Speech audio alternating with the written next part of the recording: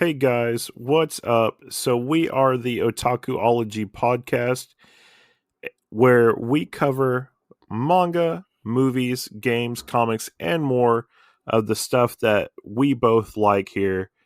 Uh, and I'm Jen, your host, with my co host, Mike. Hey, how's it going? And tonight, we both hope that you enjoy this show just like we hope you do every night. Oh, yeah, most definitely. Right. So tonight we are talking about one of my favorite. Would you consider this a classic? It's a classic to some people. I'll tell you that much. I'd consider it a classic for me. But we're considering one of my favorite classic movies, The Beverly Hills Ninja. Oh boy. When did this come out? Do you know when it came out? Oh, Jesus, no. It came out in 1997. That's a A- long time. As I have the IMDb pulled up at the at, moment, at the ready. at the ready, it's made in 1997 and stars Chris Chris Farley. Farley, and this is actually one of his last movies that he's actually filmed. Um, but let's jump in and before that, if you'd like to contact us, you can contact us on our Instagram, Twitter, or you can email us at otakuologypodcast at gmail.com. All one word. If you email us or you give us a 5-star rating and review on Apple Podcasts, we'll read your email or review on our podcast live. Um, just thought I'd throw that out there before we get into this plot synopsis. I'm not going to read the whole plot synopsis, but because it's kind of long. Uh, Right. I think I'll go to the. Or we can sum it up, whichever you want Yeah, to do. I'm going to go with this plot summary right here because the plot synopsis is actually pretty long. Okay. So let's get this started. Following a shipwreck, a baby is rescued by a clan of ninja warriors and raised by them as one of their own. But Haru, played by Chris Farley, as he is called, never quite fits in, nor does he manage to make a worthy ninja. However, a good-natured and Presumptuous? presumptuous Haru um, bumbles his way, and with the help from Gobe, played by Robin Gobi. Show, Gobi, whatever you want to call him, Gobi! manages to prove himself as a winner in the end. That's probably the best way to sum up this freaking movie. Right. I love So this movie. since you know this movie in and out, Right. can you elaborate on this plot? Yeah, basically it's like you said, it's a baby that got rescued from a shipwreck, and you have this white guy that kind of, I would say this is a more comical Iron Fist. That's all I would have to say about that. But you have obviously ninja mostly being like Asian people, and then you have this big white guy that is taking on the mantle of trying to be a ninja, and not really succeeding in any way with all of that. Yeah. Yeah, Yeah, the beginning of this movie is actually probably one of my favorite parts of the movie. Is when they show all the montages of him uh, poorly succeeding at trying to become a ninja, and his brother, played by Robin Show or whatever his name yeah. Go is Gobe is succeeding at it quite easily. Um, and he gets left out of the ninja ceremonies and he doesn't get to become a ninja. You know? right. Um, but one thing I thought was odd is how was kind of the premise of this movie. More in fact of when he got to a certain point Well, in the beginning, where a woman just shows up and's like, "Hey, are you like a ninja?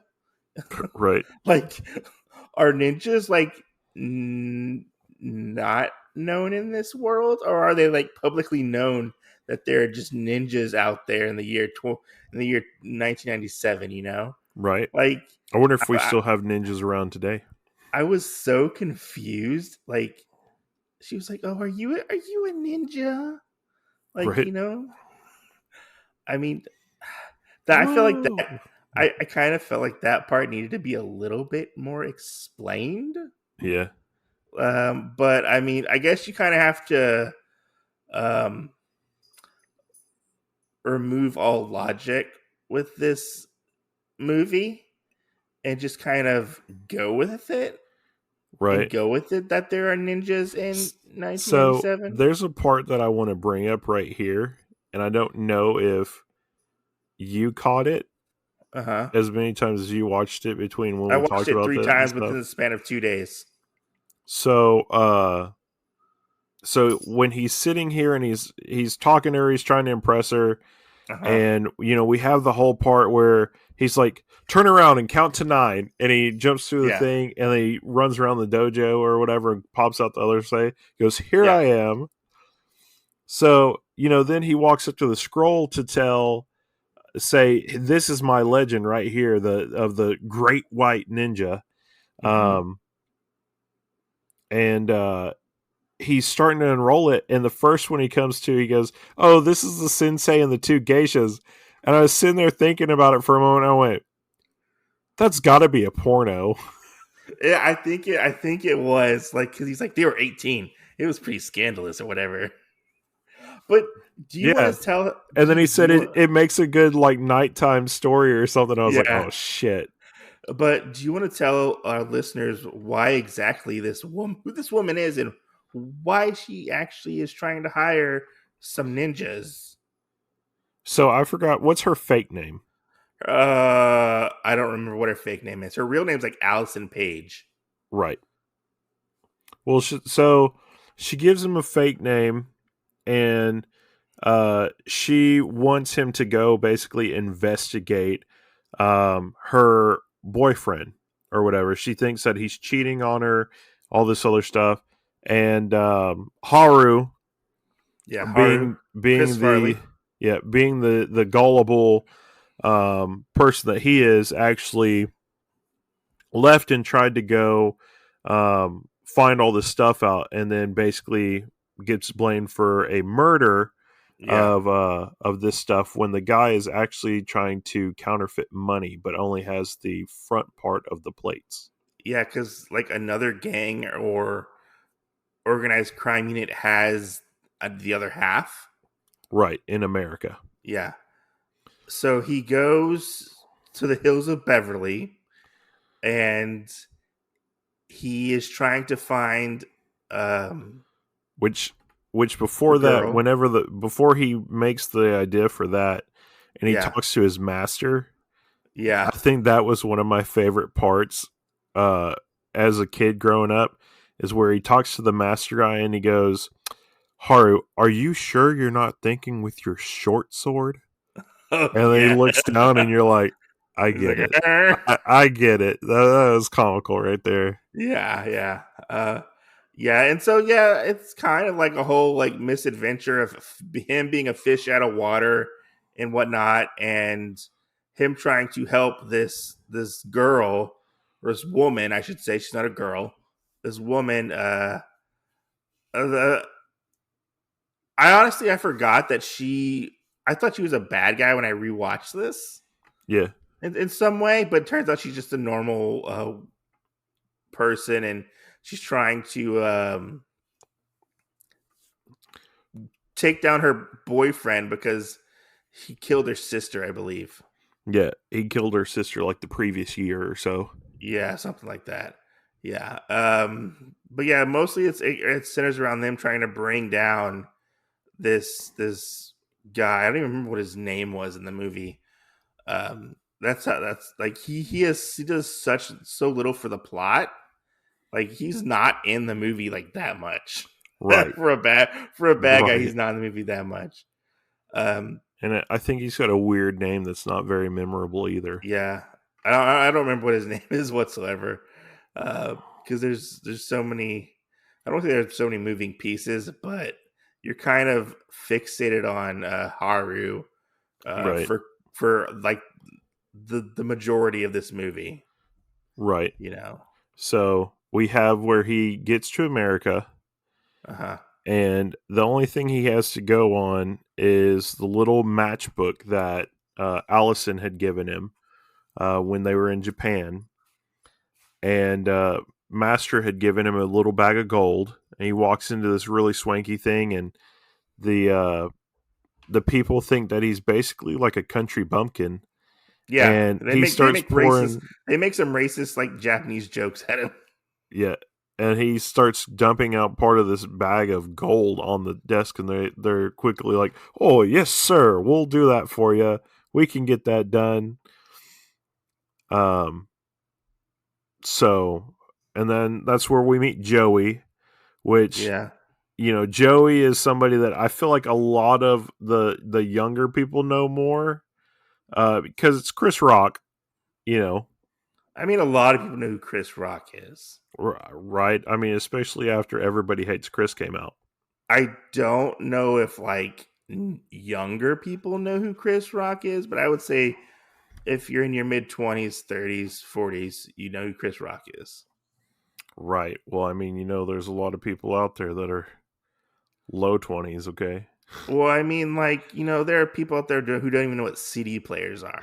The worst part, there's probably some people out there that are like, Chris Farley, who's that? I know, most definitely. Yeah.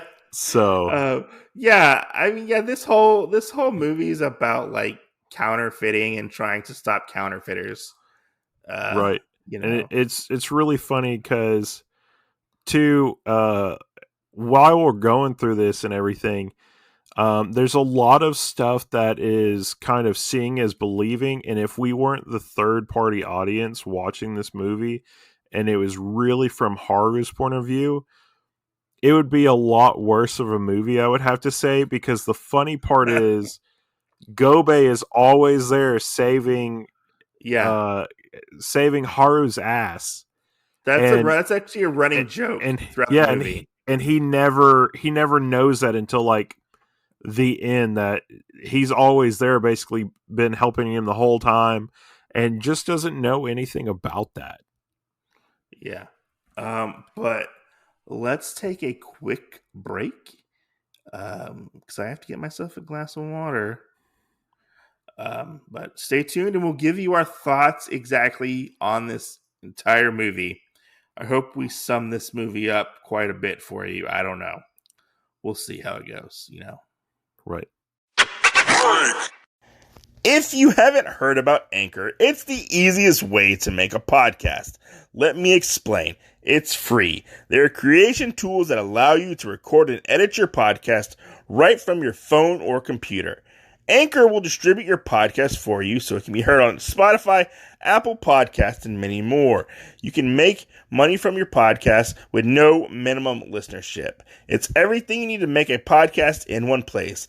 Download the free Anchor app or go to anchor.fm to get started.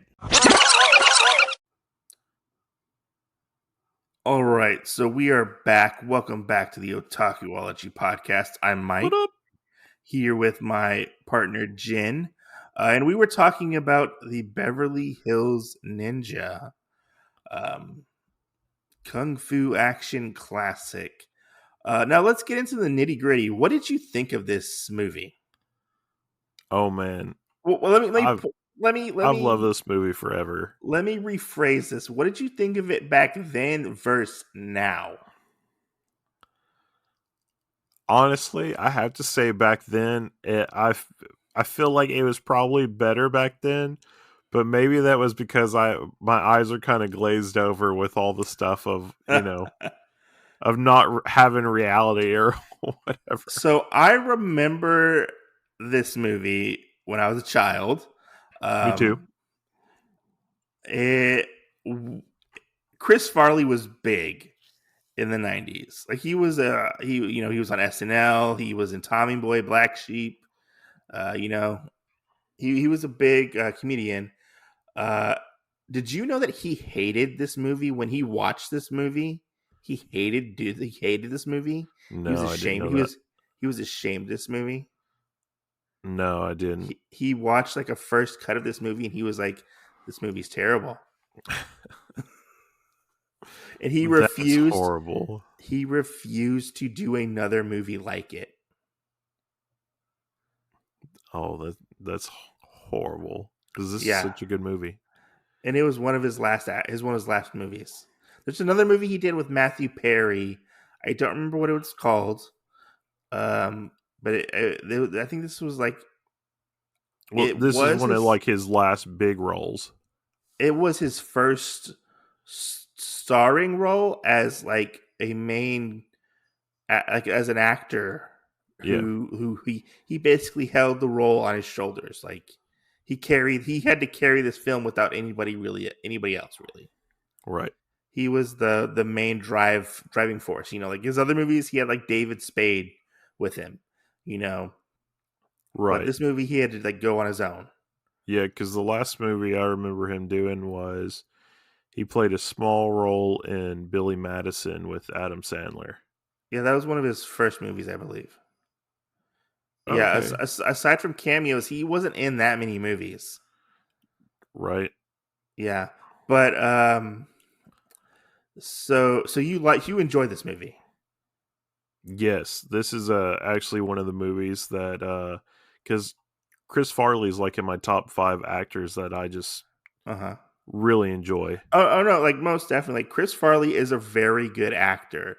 He does comedy like he's one of the best. He's one of the Right, best for a reason, you know. And this this movie shows off his comedic talents, but I don't feel like it's a well written movie. I what? I I concur. I feel like this is a great written movie. I don't feel like the story itself holds up. Oh, from then to now? Well, I mean, like I think Chris Farley is very good in it. Chris Farley and Robin Show Yeah, are really good in the movie. When right, they are together, they are really good, and when they are apart, because they are technically still both playing off of each other, even though you can't see they can't see each other. They're like Gobe is reacting off of Haru, you know, and right, saving him. He's literally the second main character in this movie, you could say, because he's always helping Haru get out of trouble, right. and that's one of the things that I actually really do enjoy because I actually like Robin Show as an actor. I think he's a really underrated actor, and he doesn't necessarily get his props when it comes to acting or when it comes to like comedy because he's mostly known as like a action movie, like Right. kung fu movies. Yeah. And I thought he was really fucking good in this movie. Like there are times where like I just like busted out laughing where it was him reacting to something. Like there's a particular scene where they're in like it's like a Benihana's type of place where they have he has Yeah. to where Haru goes undercover Right. and he goes Looking like an undercover as Italian, like a looking like a chef. big Italian chef. Yeah, he looks like he's like like it's supposed to be like a Japanese like chef, but they have like the big grill or whatever in front. And he's like flipping all the stuff around and whatnot, and they kept peering off to this woman sitting off to the side of this table. I'm like, why do they keep just focusing on this Asian woman? And I'm like, oh, that's his brother. Yeah. That's him undercover. It's him undercover. He's dressed as a woman, and he's like, he has to fight in drag in heels in this what, Chinese restaurant, whatever you want to call it, Yeah, I mean, we could just call it a Benihana's. Yeah, Benihana's, and I don't know, it just worked so well in my opinion. Like the comedic elements worked with the martial arts in this. Right, I thought they're very well done. Chris Farley does his best. I right. Which I he mean, does. this is also one of my other favorite scenes that's in this because he keeps looking over at the other uh guy doing all the tricks and stuff, Yeah, and then he starts trying to do them, and you're like, you're not doing anything. What the hell? yeah. He And then like he whips out some fish out of nowhere too. yeah, and then he accidentally throws that shrimp down the lady's shirt, and he's like, "Oh, Yeah, hold on, let me get it." yeah. He Yeah, and starts then to like sniff it at one point. yeah, and he goes, "Oh." Oh, Um, yeah, and then he pulls out the two giant tuna and starts using them like a pair of nunchucks. yeah. That was actually pretty funny. Watching it back, I could see like I don't know if they were real fish or they were like fake, but you could see like bits and pieces of them like I think they were real, they were like flying off as he was like using the fish. which I think that was probably one of the scenes. Like even though I still enjoyed it, I Hmm. felt like the adult in me kind of was a little disappointed that I couldn't have like the surrealness of it before. Because I was like sitting there and I was like, they don't put fish that big on those carts anymore. No, Like they don't do that, they bring out precise portions and stuff. And I was yeah, like, how the fuck did that tuna get there? no, like no, So more I importantly, how sat did there I sat there trying to think how those tuna got there, like for half the movie. yeah, like how where did he pull them out of? He pulled them off of a cart. Did he? Oh, okay, Yeah. And that's that's where I was like, why is there this random cart with fish sitting on it? I mean, yeah, like there were some like things where you start to question, and like there's a part early on where he's going through the airport. It was the airport. Yeah, that's what it was. And he goes up to the metal detector. Oh, and he pulls all the weapons He out. pulls all the weapons out, and Love that scene too. I'm like, how did he not get arrested? Right? Like how did they why did they give them back to him? Because Right? he has them later on. Right? Because I feel like there's a ninja card, like a ninja visa that like lets you get away with that shit. I mean, he got away with a lot of stuff in this He movie. did. He did. I also thought it was funny every time we went to the hotel, you see him in a different pair of shoes, Oh and yeah, then the running joke. yeah, and then the cleaner keeps picking him up or whatever, Yeah. and he keeps He'd be looking like, around the door. Where the hell are my shoes yeah, at? later on he's like, where the hell are my shoes going? Like, what's going on with my shoes? Because he doesn't understand. Like there were parts of this movie where I was like, he acted like he knew the world or like the world around him, but then Yeah, there were times where he was like seemed very like fish out of water or didn't know anything about like current society. right. Because like he didn't know about the airport and stuff like that, and he didn't know about Beverly Hills and but he knows how to drive a car. Right. Like there were just some things that weren't explained and kind of almost took me out of the movie a little bit when I would think about it, like in today's, like in my mindset today, or like, well, Yeah. how would he not know how to drive? How would he not know what money is? Because there's one point where you talked about it where he like pulls out a bag of gold Yeah.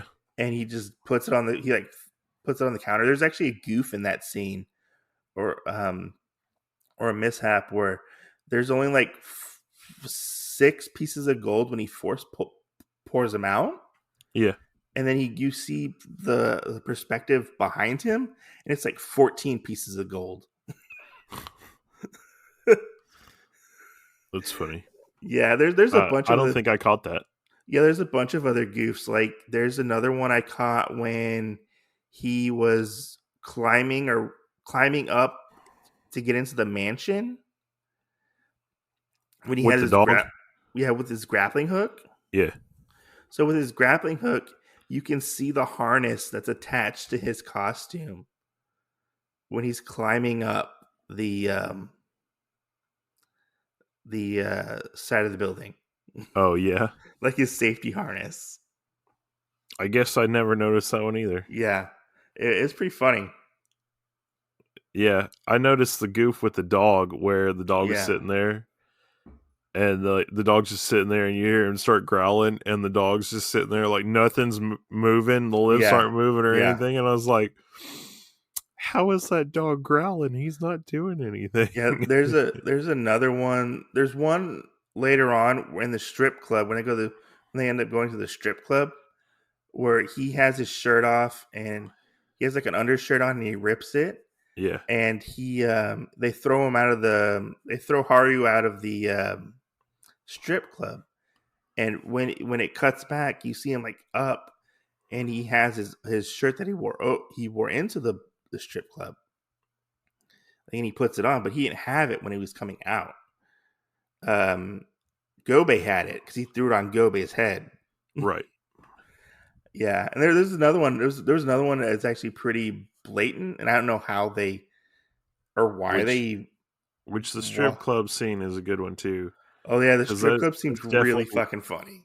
that's definitely like where he's sitting there. And so context, people, so he's sitting there and this girl is dancing in front of him wearing a bikini with hearts on it and stuff.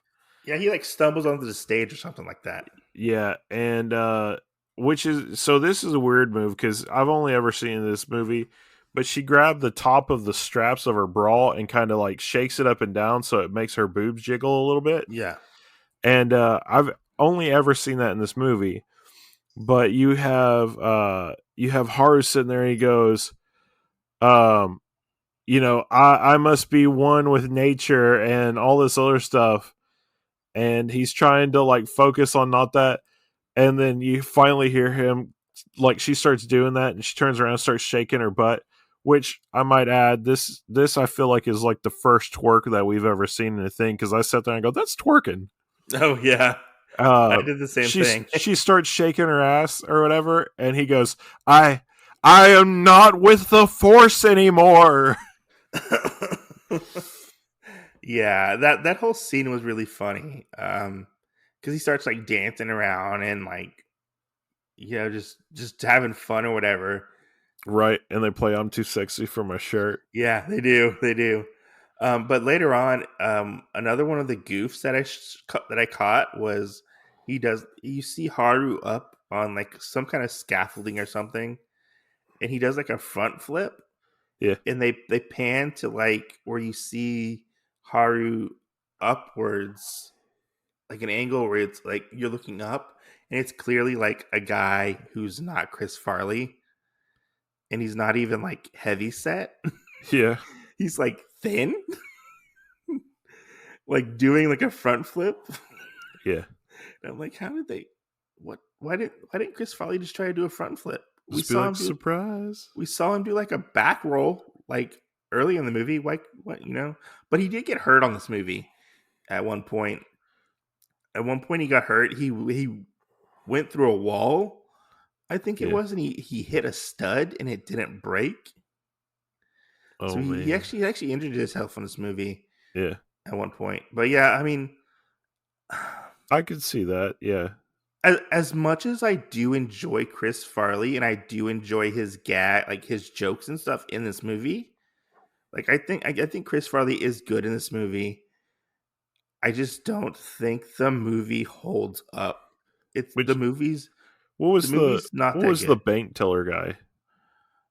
Oh, I don't Because remember what his I name know is. he's another SNL guy that you see in a lot of stuff now. He's from Mad TV. Oh, okay. Yeah, he's from Mad TV. I don't remember what his name is. Because I know you see him in like a lot of different stuff too. Yeah, I know who you're talking about, but he was on Mad TV. Which, can we talk about that part real quick? So I Okay. think it's really funny after they catch that guy and they do the whole mushroom part, Oh yeah. and basically it's laughing mushrooms, and the guy like has it in his mouth and sneezes at the same time Yeah. and blows it all over the people. And Haru and Allison are starting to like kind of sit there and roll around, and you're like, oh man, this is like borderline sex scene right here. And he goes, oh, I'm so sorry. And then he basically starts telling her like, I just wanted to get beside the temple but not go in. You know, Oh yeah. I wanted to touch it. Okay, maybe I wanted to smell it. And then you have to sit there and start thinking about, because when I was younger, I thought the temple was like just her body. And then I'm Uh-huh. sitting No, here listening to this, and he's talking about vagina. I'm sitting here like, what the hell? He's like he wants to put his short sword in her temple. Are you serious? Yeah, he Well, then at was. one point he goes, I just wanted to look at the jewel inside, and I was like, the hell? He wants to look at the clitoris. Yeah, I was like, how are you gonna look at the jewel inside? It just Uh, like it was like a big, oh my god, how'd you get away with that? it's funny because this is a PG-13 movie. Exactly. I mean, there is like crude humor in it, but it's not like anything like really sexual. No, it's not. You But I know, mean, I guess back then with those standards, it was okay. Kind of like yeah. how I like mean, I feel like it would have knocked it up to at least like a TV 16 or whatever. let me ask Um, you. Especially where they mention the whole part where he's talking to Joe and he says, "Oh, you have to catch the chicken, you have to break his neck." And I was like, Yeah, "Can you say that nowadays? Can you say yeah. that in front of kids Uh, nowadays for it uh, being 13?" I mean, I don't know. I mean, I feel like kids are a little bit more sensitive now. But I mean, That's true.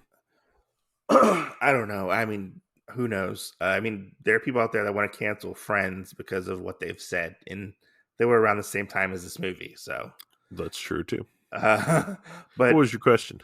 yeah, do you think Chris Farley would have staying power if he was still alive today? Like, do you think we would still be getting the typical Chris Farley movie?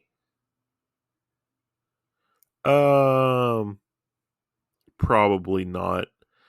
I feel like there would probably be that divide on, is he going to be a side supporting character?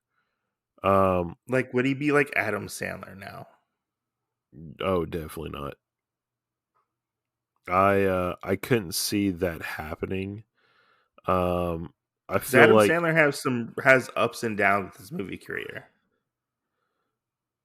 that's true too. I mean, it's the same with Robin Williams, but you have to look at kind of who those comedy people are, and do they hold themselves on their own, or are they better in supporting roles? I think though Chris Farley does hold himself on his own. It's just this wasn't a well written movie.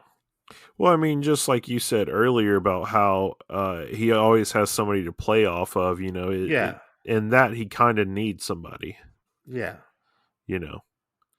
Um, so that would be my only argument for it, would be that he would need kind of a straight man to yeah, go forward and have some of that stuff. yeah. But I mean, do you think he would like have any um like serious roles? Like real bangers. Is he going to pull a Jim Carrey on us and go completely serious without any comedy? Yeah, Uh, no, I couldn't see that. I feel like it would still be comedy ish movies, and that's why he may be in a supporting role, yeah, as a side comedy character, like he was in Billy Madison. But hmm I don't really see him taking the spotlight, um, in an action movie or anything else, and doing anything like that. Now, he might take the lead role in like a comedy, but he's going to have other people, virtually around him to make sure that everything is set off just right for that role. I mean, like every time I look at or see Chris Farley, I look at like almost like what we like lost. Like, you know? Like Right? he was so good at his craft. The craft of being funny, the pratfalls of comedy, him being able to do physical comedy really well. Like Right. it's hard to do physical comedy. And he did it. He did it perfectly, and it's sad to see, one of his last movies to not be that great, in my opinion. You know, Yeah. I mean, I that's still just me. thought it was amazing, so Like I don't have a problem like watching it, but it's not like yeah. I laughed at a couple jokes, but I didn't find myself being as entertained as say I was back in 97. I don't know. I mean, I had different stuff that I felt like maybe I lost some of the humor in parts of it, but it picked it up in other parts. Mhm. Um, for me at least. So, if you had to give this like a score, how many ninjas out of 5 would you give it? Oh man, I'd give it 4.5 ninjas. 4.5. Yeah. I would put it smack Our dab probably in the middle at like a 3. our last ninja uh had somebody had somebody throw a katana at him or something and got him in half. I would put it at probably like a 3. Like it's just an average movie for me, honestly. And that's sad to say. Right. But yeah, Well, we'll have to continue down this rabbit hole and watch some of his other movies and maybe well, he's incorporate only got some like of these other 3 other ones. movies, Right. I think. Right, where he's a big role in it. Yeah, I think he's only got like 3 other movies. I think it's let me look at this and see just to make sure. Hopefully my computer does not freeze up on me while I'm looking Right. this up. Hmm. Any more little tidbits before we go about the movie? Yes. If you're in a warehouse and you're trying to fuse a bomb or anything else like that, make sure you look in every crate and underneath every tarp because there might be something there to help you get out of the situation you're in. Like the freaking harpoon gun. Oh yeah. So yeah, he's in a couple movies. So he was in Wayne's World, Coneheads, Wayne's World 2. Um, I think those were his big roles. He was only supporting in those, right? Though. Supporting, yeah. His main roles were Tommy Boy and Black Sheep, and then Beverly Hills Ninja, I believe. Right. Yeah, but yeah. Thanks for listening. I hope you guys enjoyed the podcast. Jen Graves, where can people contact us at? Oh man, they can contact us everywhere that has an internet provider. Um, Where's so, that? so I'm on Instagram, uh, and here basically, Did you forget your Instagram handle? yes, Just type in like Jen Graves. You'll probably find him. right, yeah, because I was like, wait, hold on, or you can find me under Jen's Infinite Library on Instagram as well. Um, that's about it. I don't really have anything anywhere else. And of course, you can find Mike basically everywhere. Yeah, except for Twitter. Not on Twitter. Except for our podcast pages on Twitter at Otakuology. You can find us on Instagram at Otakuology, or you can email us at otakuologypodcast, all one word. Right? Just don't type us in Google, because then you might find our OnlyFans pages. Yeah, you might find our OnlyFans pages too. Jen, what are we talking about next week? Do we have anything set up for next week or not? Who knows? People will just have to stay tuned I, to I find out. You I know, take that as we don't have nothing set up for next week. who knows? They'll just have to stay tuned. By your answer, I feel like nothing is set up for next We'll week. just have to make sure that they come back for more. Come back for I can more. I can tell you one thing. Next week's show is going to be a banger as well. So But you don't even know what we're talking about. doesn't matter. I'll be there Alrighty then. Well, when will they see us next or next hear us time. next? Next time they'll probably hear us on Tuesday. Because as we like to say at the end of our shows, see you next Tuesday. All right. Thank you very much, ladies and gentlemen. We'll see you next Tuesday.